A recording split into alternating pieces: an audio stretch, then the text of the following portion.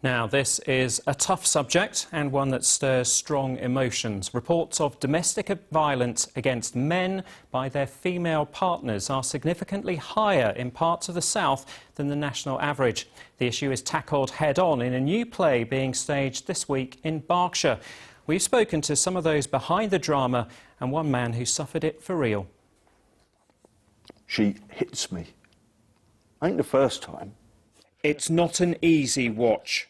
I don't want to make a scene because my boy Tom's asleep upstairs. Don't want him to see mummy hitting daddy, so I keep quiet till she's finished.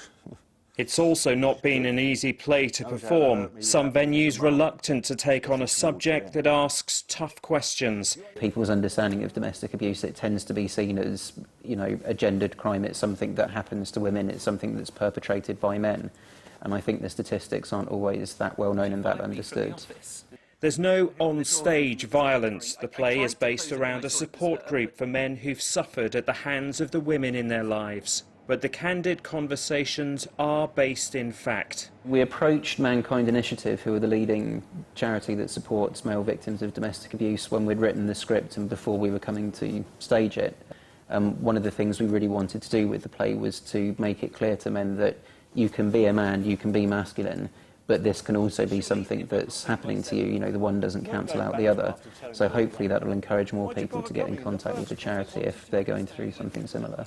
Mankind Initiative trustee Paul from Wiltshire suffered for a decade before his ex-wife was jailed for an attack that put him in hospital. I think that the balance is starting to change by the fact that there are more men reporting domestic violence now.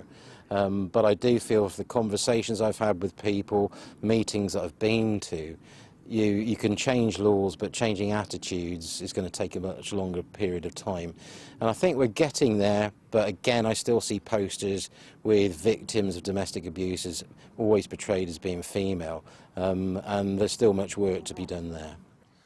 From here, the play moves to Guildford, to another town in the south where the stats show a spike in reported attacks on men. All involved hope opening up this difficult conversation will help others understand and show victims there is a way out. And if you want to see it, that play is being staged tonight and tomorrow at the Oakwood Theatre in Woodley near Reading, and it's on next month too as part of the Guildford Fringe Festival.